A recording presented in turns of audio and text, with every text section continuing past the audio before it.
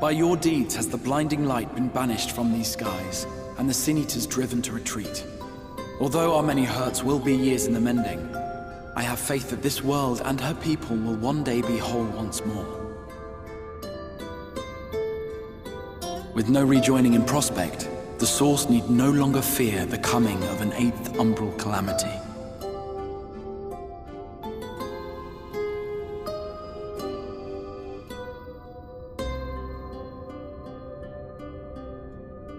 And with that triumph, the future from which you came will no longer come to pass.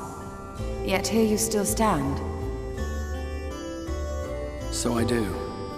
I wonder if that other age continues onward somehow, cut adrift from time's flow. Or have I simply etched myself a place upon this new block of history? Either way, this is an unexpected development. As the summoner of your souls, my death was meant to release you back to your world. Yet I am very much alive, and you are still stuck here in the First.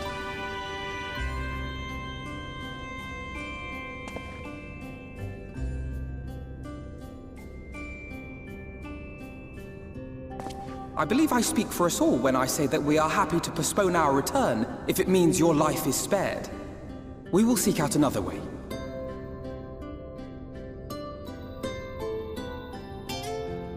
Besides, I never had any intention of rushing home.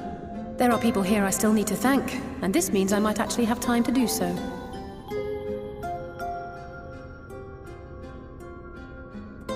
Yet we dare not neglect our comrades in the Source.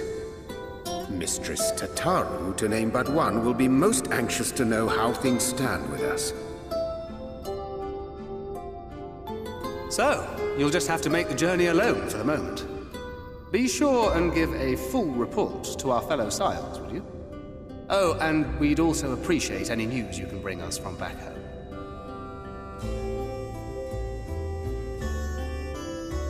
Then I see no reason to delay. I can open the path from here.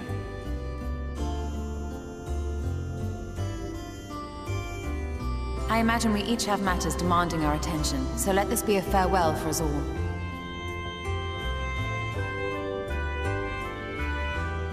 Send word when you've resummoned our friend. Oh, and do try to ensure he arrives within the city next time.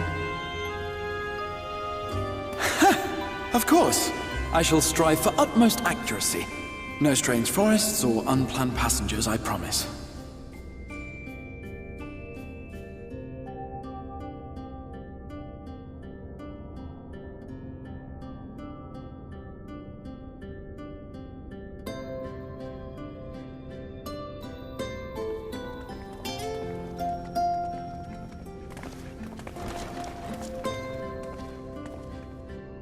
I'm a little relieved, to be honest. I would have been terribly lonely if everyone had suddenly disappeared.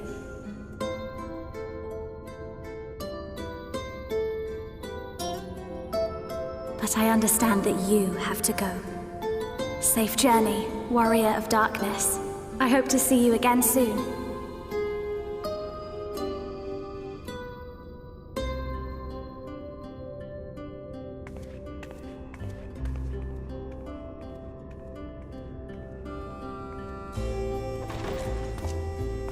Just a moment while I attune the portal.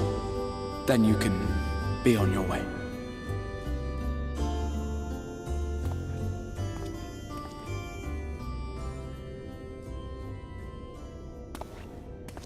When I was a boy, many long years ago, I yearned to stand tall as the heroes of Eld. But like a fool seeking to pluck the stars from the heavens, my every attempt to reprise their deeds fell short. And then one day, an all but forgotten dream from my youth stood before me in the flesh.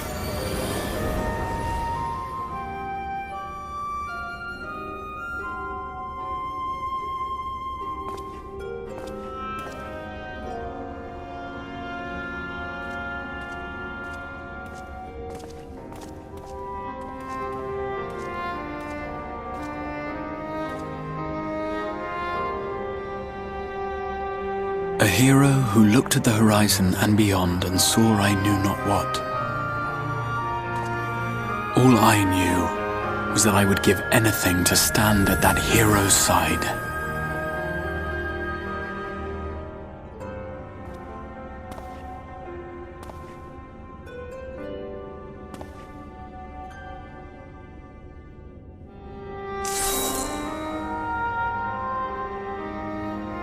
Would that it was so easy. The glory of the heavens was ever beyond the grasp of those who never thought to reach for it. But if I have gained anything from all of this, it is the courage to stretch out my hand.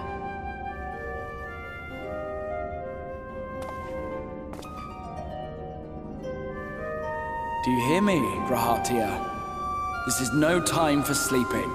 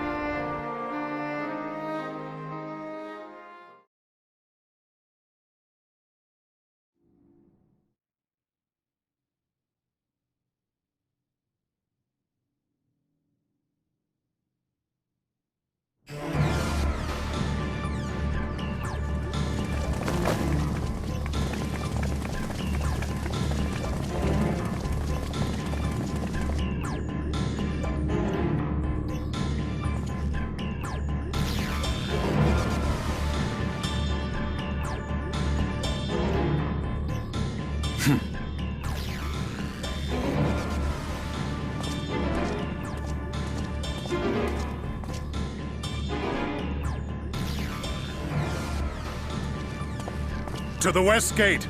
I want to know what's happening there.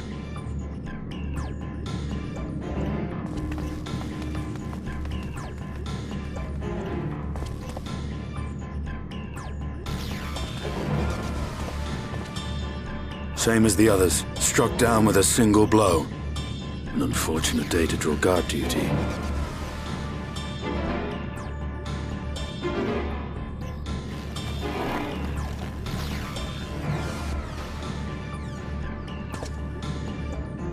Forgive me. These were your people. We took advantage of this slaughter to slip into the palace. 'Tis not for me to grieve them.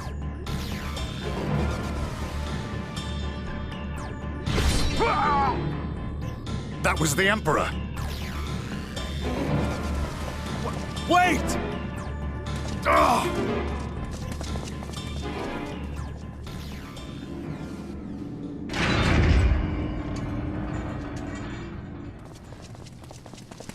Your Radiance!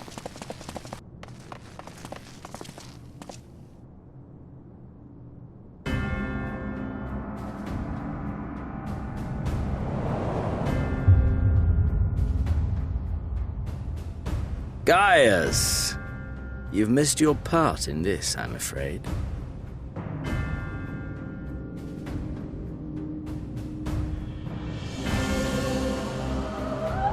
Identify yourself, demon!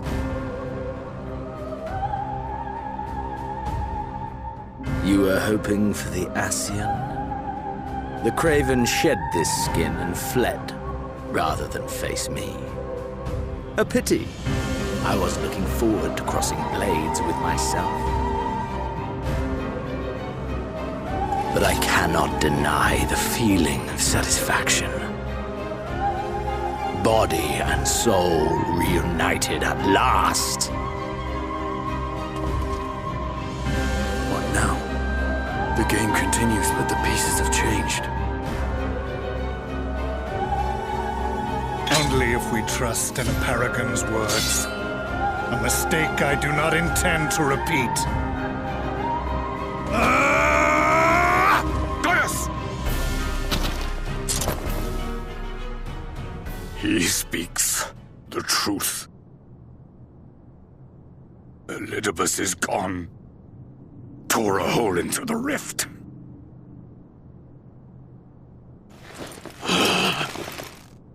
Xenos, my foolish, greedy son. Was a second life not enough? Was the Empire too rich a prize to ignore?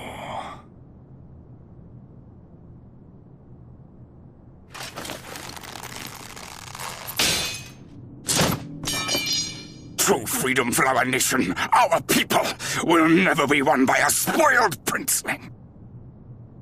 The burden of this throne is beyond you.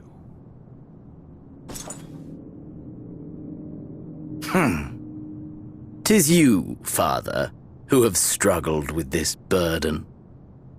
Simply holding the Empire together has occupied your limited faculties. But you may take comfort in knowing that I have no intention of pursuing your tedious agenda. Nor am I interested in ruling over the Empire's lands. I came only to remove that which ruins my sport. I will not have my prey stolen by your petty wars and cowardly weapons.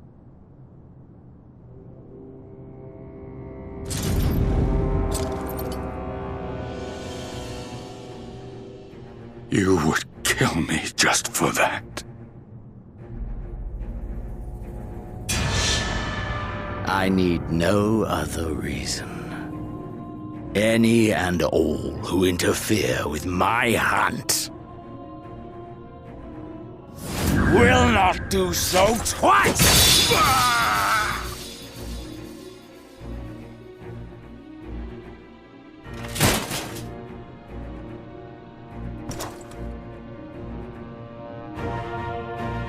I heard the Ascians speak of Zodiac and Eidolon. Even the will of this star is but a construct of our own making. We shall gorge upon their strength, and then, my friend, our contest shall begin anew. Xenos!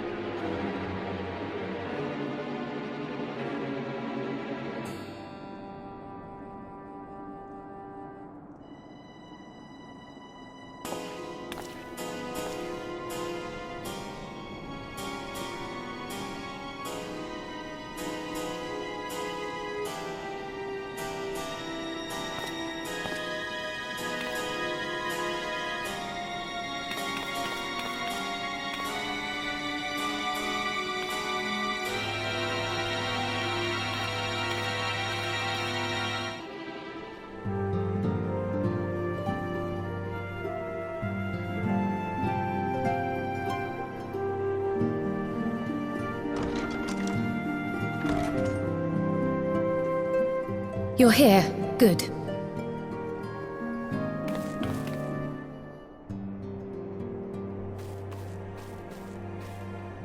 So, how are they? Still locked in slumber, but otherwise in good physical health. For the present, at least. For the present? Oh no, is something wrong with them? I'm afraid there may be. I summoned you after detecting faint signs of instability in Thancred's corporeal ether. But subsequent examination suggested all 5 might be affected. And when I examined them just now, my fears were confirmed. Tellingly, the degree of instability varies between them. Thancred exhibits the most notable signs, followed by Y'shtola and Urianger. The twins' ether, meanwhile, remains relatively stable, but there is a change there too if one knows to look for it. Hold on. Isn't that the order they were called away in? Indeed. Which leads me to believe the instability will only increase with time.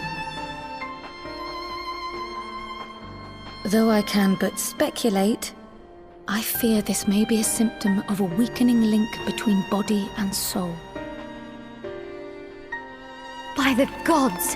What happens if the link is broken? I cannot say for certain. This is all unknown territory to us. Yet whatever happens, it cannot be good.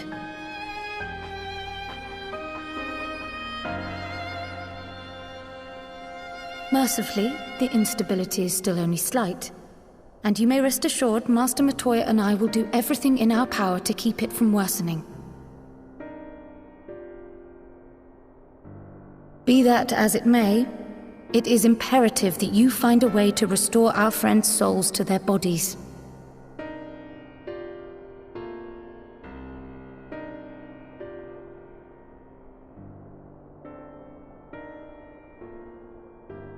Thank you. But where's he even supposed to start? We had the greatest minds in the realm hunting high and low for an answer, and they ran out of places to look.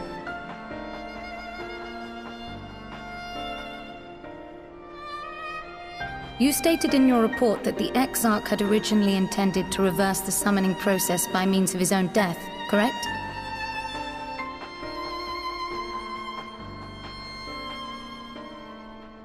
Raha always was a reckless young fool, ready to die for the first righteous cause that came along. His plan might well have worked, but I, for one, am glad he never had the opportunity to see it through. Even if it does mean our friends must remain stranded a while longer. There is another way, I am sure of it. And the key lies with him, with the Exarch. Pray return to the First and apprise him and the others of the situation. We, meanwhile, will do what we can from here. And, if the fates are kind, we will have good news to share upon your return.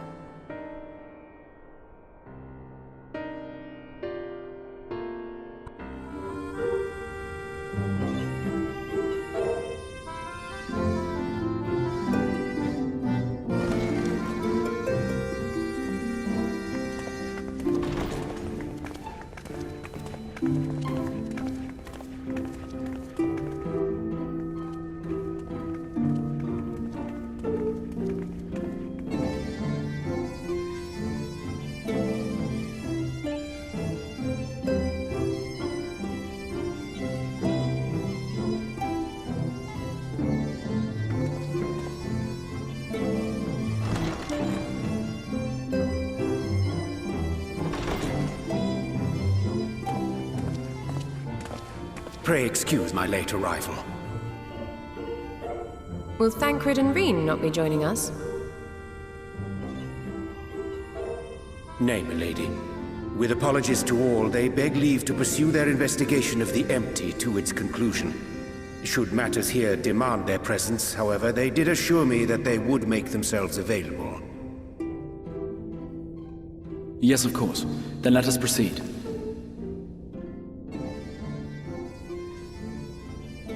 I think it best that you begin by providing a summary of Mistress Kryle's findings.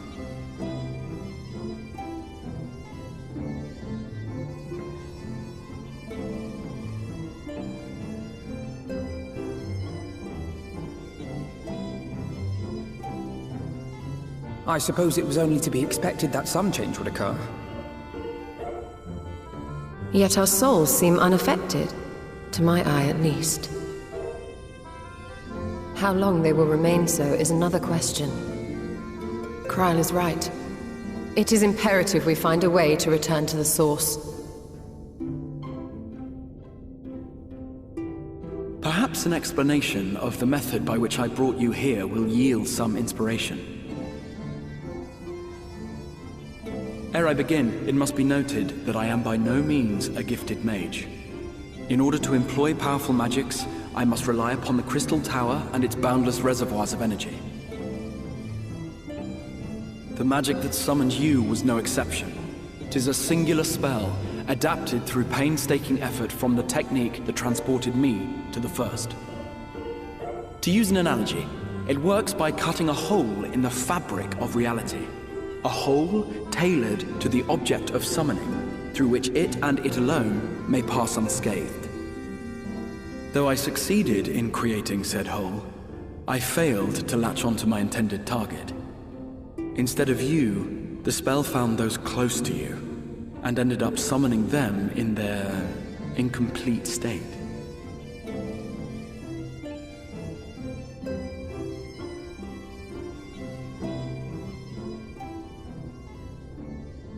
I would not soon throw my life away, not after the lengths you and yours went to save it. And so long as I breathe, I will spare no effort to see you safely home. But should all else fail, and your lives be at stake, there remains one sure method.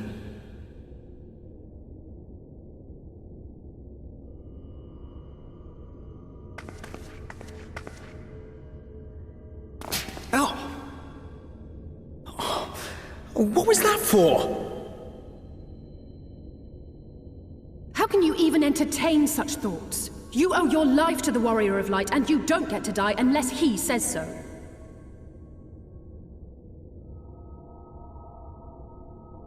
Your followers await your divine judgment. What did you just...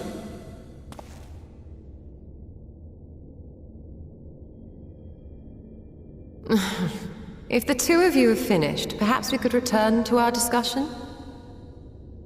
Rather than dwelling upon the multiple failed attempts at transference, I think it would behoove us to focus on the solitary success.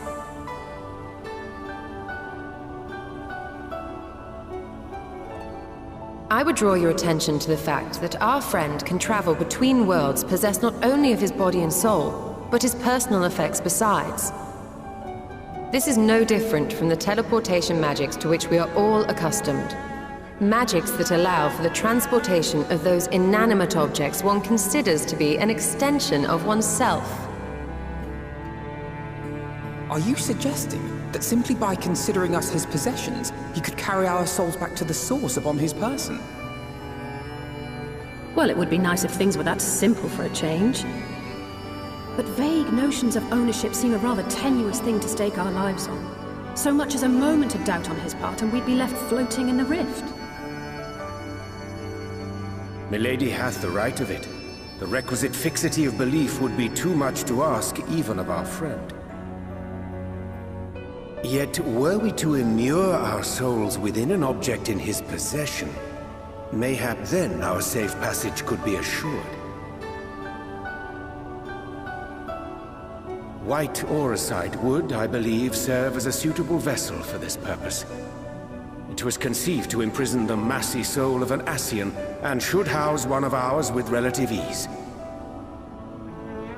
We would need only to ensure our soul's safe preservation inside the stone, and identify a means by which they might be transferred back onto our vacant bodies. Soul preservation and transference. I believe I know of someone who may be able to assist us. On the far shore of the source, there stands a great palace built by the elves. It was forsaken in the wake of the flood, but a certain Numo chose to make their home there soon after. Though they have long lived as a recluse, they once occupied a place of honor in Verbert's royal court, and it is said that none in all of Norvrand is more knowledgeable than they on matters of the soul. Well, I've no objection to seeking a helping hand, but if they've gone to such lengths to hide themselves away from the world, what makes you think they'd be willing to lend us one? A worthy question. Years ago, I myself tried and failed to solicit their cooperation in the battle against the Sin Eaters. No sooner had I begun to make my plea than they unleashed a swarm of their familiars upon me. Unlike me, however, you have curried favor with the Fae folk. By that merit alone, I am hopeful that they would grant you an audience. They may still be inclined to turn you away, of course, but if their knowledge might feasibly facilitate your return home, we have to try.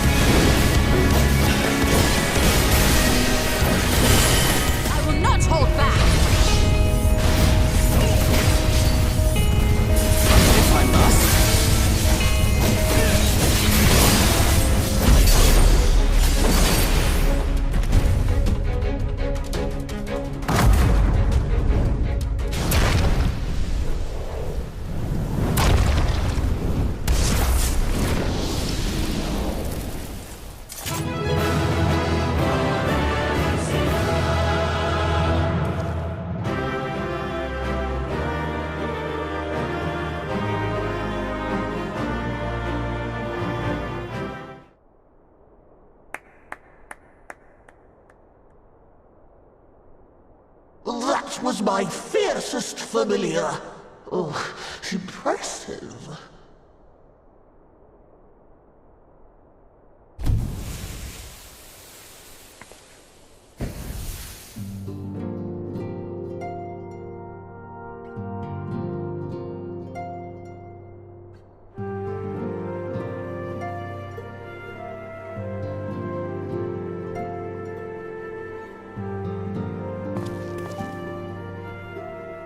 Lugg, 'tis good to see you again after all these years.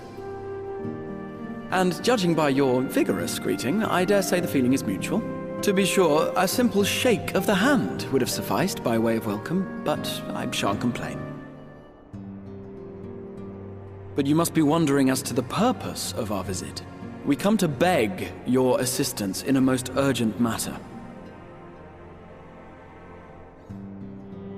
Shake?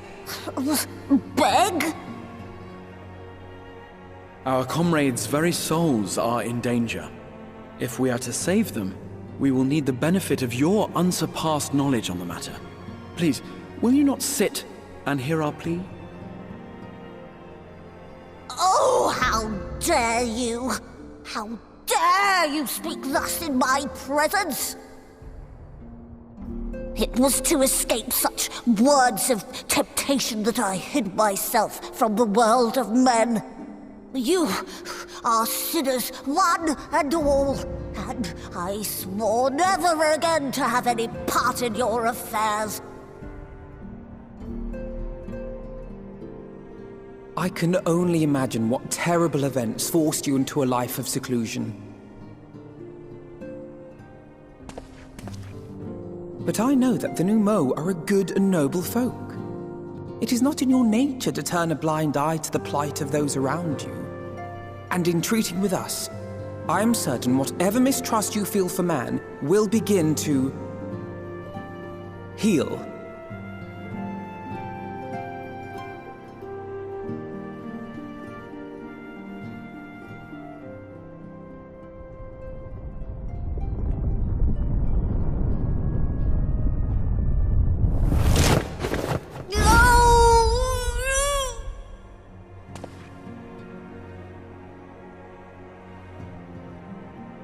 If you will not be satisfied, I suppose I could listen.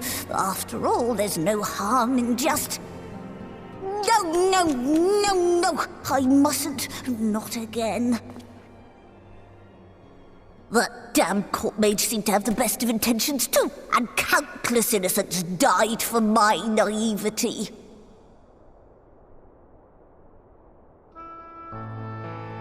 Oh, you know not what you ask of me, what horrors my knowledge has wrought.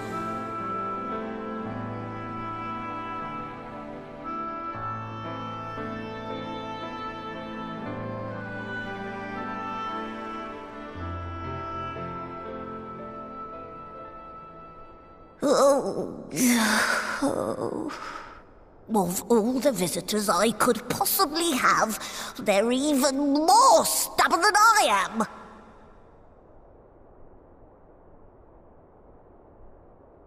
Oh. No.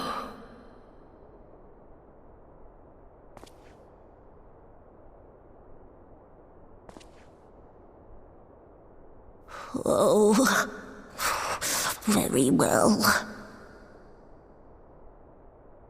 I will hear your petition, but that is all. And I expect fitting payment for my troubles. Commensurate with your contribution to our cause. No more and no less, I promise you. With that settled, might I impose upon you to join us at the Crystarium? I'm afraid the nature of my friend's predicament calls for absolute secrecy.